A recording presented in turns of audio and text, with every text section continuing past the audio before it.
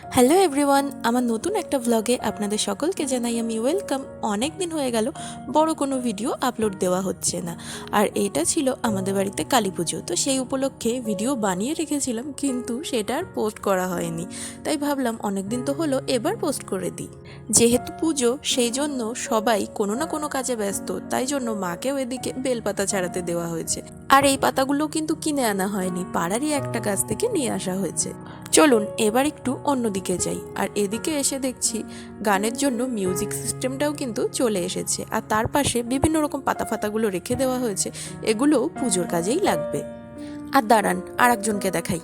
এই দেখুন, এই মহারানীও নাকি ভ্লগ বানাচ্ছে। আর এরপর একটু ঘরে এসে তো একেবারে আমার চক্ষু চড়ক গাছ। এইটা ছেলে না মেয়ে আমি নিজেও ধরতে পারছি না। একে তো ওকে এত কিউট লাগে, সবাই একটু মেয়েই ভাবে। তার উপর এত সুন্দর একটা ড্রেস পরে আছে, এখন তো তাকে পুরো আমার ভাইজি মনে হচ্ছে। থাক, ওকে আর ডিস্টার্ব না করি, ও একটু খেলাধুলা করুক এখন। আর বাইরে এসে এদিকে দেখছি উনুন ঘোরা হচ্ছে। হ্যাঁ, রাতের বেলায় দেওয়া হবে হচ্ছে আজকে খিচুড়ি, আর তার জন্যই এখন বড় বড় দুটো উনুন করে নেওয়া হবে। আর এই উনুন বানানো মোটেই কিন্তু সহজ কাজ না, দেখছেন কত কষ্ট করে মাটিটাকে খুঁড়তে হচ্ছে। আর গ্রামের দিকে কিন্তু এই একটা সুবিধা, সবার বাড়িতেই বেশ কিছুটা জায়গা থাকে জন্য এভাবে উনুন ফুনুন করে নেওয়া যায়, যেটা কিন্তু শহরের দিকে একেবারেই পসিবল না। আর এদিকে এখন দেখতে পাচ্ছি অনেক রকম মাটির জিনিসপত্র, যেগুলো কিনা পুজোতে লাগবে। আর তার সাথে সাথে এই সব যে বাসনগুলো দেখতে পাচ্ছেন, এগুলো পুজোর ওই যে ভোগ ফোগ বানানোর জন্য দরকার হবে। আর প্রদীপ তো লাগবেই, 108টা প্রদীপ দরকার হয় পুজোতে। আর আমাদের এই বিচ্ছু ছেলেটাকে দেখুন, একদম ঘরে থাকতে চায় না। তার মনটা সব সময় উড়ু উড়ু ঘুরু ঘুরু। আর সবার কোলে কোলে সে যদি ঘুরে বেড়াতে পারে, তাহলেই তার যেন সব থেকে শান্তি লাগে। দেখুন কেমন যে দুষ্টু হয়েছে না। অবশ্য বেশিরভাগ বাচ্চারাই দেখি সবসময় শুয়ে বা কোলের মধ্যে থাকতে চায় না, ওই একটু ঘুরিয়ে নিয়ে বেড়ালে তাদের খুব ভালো লাগে। আর এই যে প্যান্ডেলটা দেখতে পাচ্ছেন না, এটার মধ্যেই কিন্তু আমাদের ঠাকুর ঘরটা হচ্ছে, এখানেই ঠাকুরের পুজোটা হবে। প্যান্ডেলটা কিন্তু একেবারে খারাপ করেনি আমাদের গ্রামের দিকের ডেকোরেটার্স, তো এর থেকে খুব বেশি সুন্দর প্যান্ডেল আশা করা যায় না।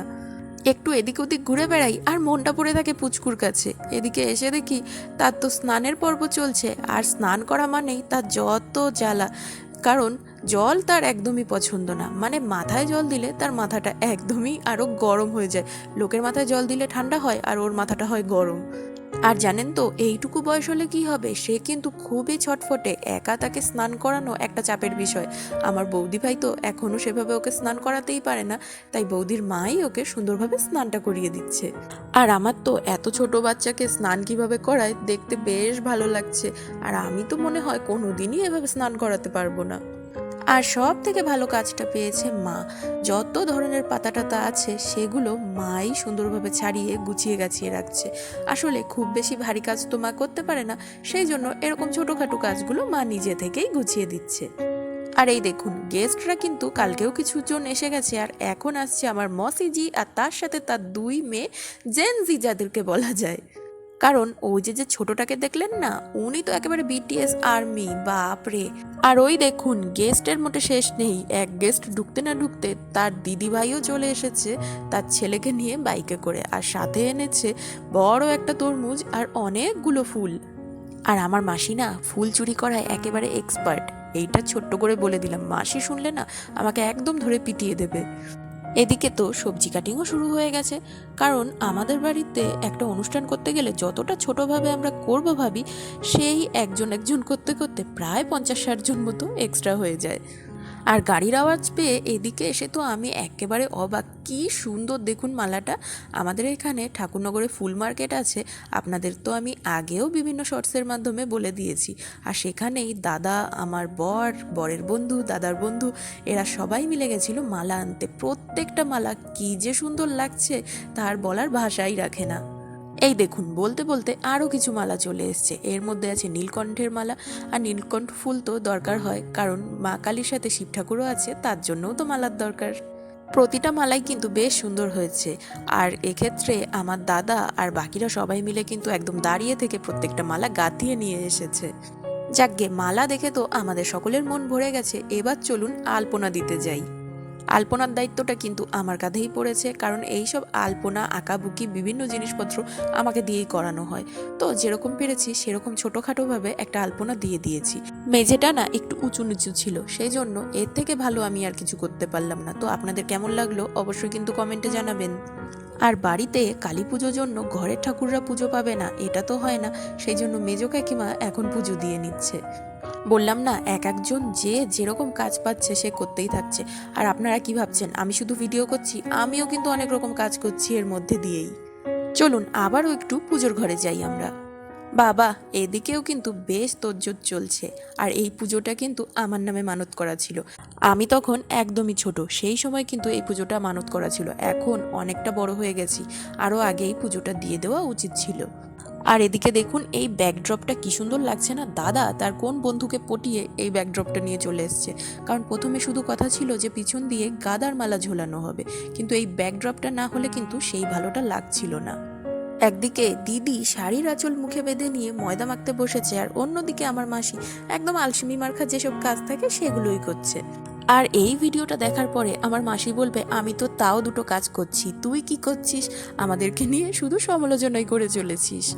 যাই হোক, আমি কিন্তু ময়দাটা মাখতে চেয়েছিলাম, কারণ মাখামাখির দিক দিয়ে আমি মোটামুটি এক্সপার্ট, কিন্তু আমাকে মাখতে দেওয়া হয়নি। তাই আর আমি কি করব, আমি এই সব ফুটেজগুলোই নিয়ে বেড়াচ্ছিলাম। আর বউয়ের নামে পুজো, তাই আমার বরের মধ্যে যেন একটা আলাদাই এনার্জি দেখতে পাচ্ছি। সেও কিন্তু বেশ সুন্দর কাজ করছে।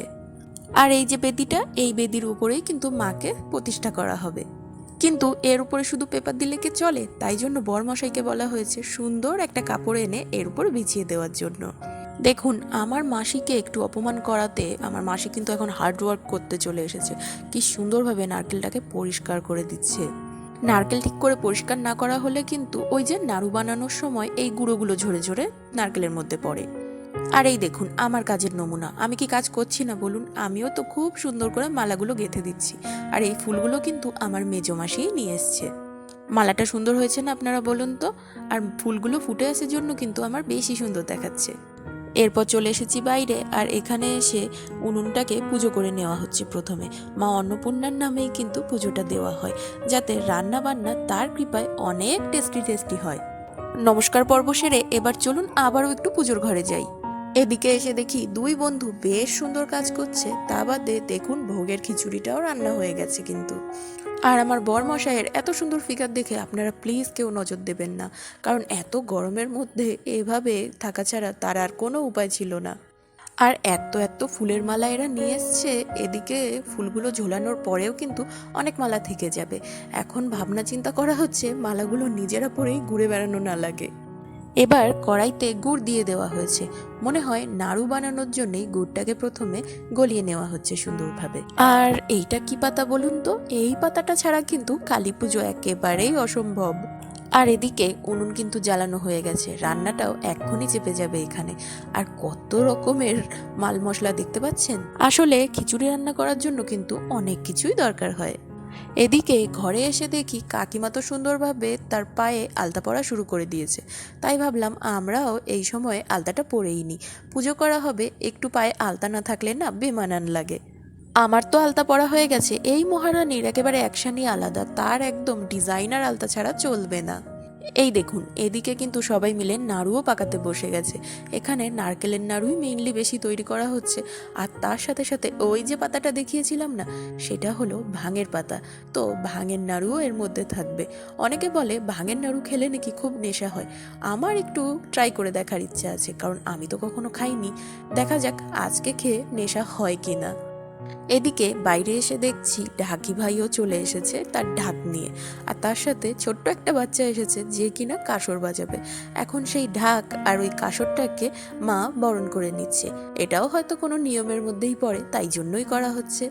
আর একটা পুজো করতে গেলে কত রকম কত নিয়ম কানুন থাকে, তা আমি কাল থেকে দেখে একেবারেই অবাক হয়ে যাচ্ছি। আর ঢাক যখন এসেছে, চলুন একটু ঢাকের আওয়াজ শুনে নেওয়া যাক।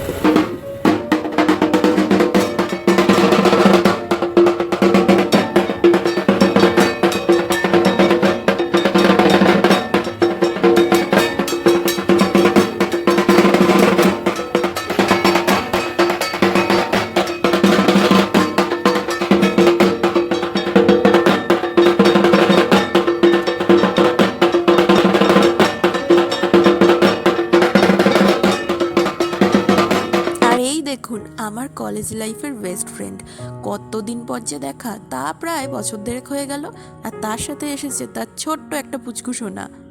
এতদিন পর বান্ধবীকে দেখে আমি কিন্তু বেজায় খুশি। আর এদিকে চলছে মায়ের জন্য মালা গাঁথা, মানে যেটা হলো জবা ফুলের মালা।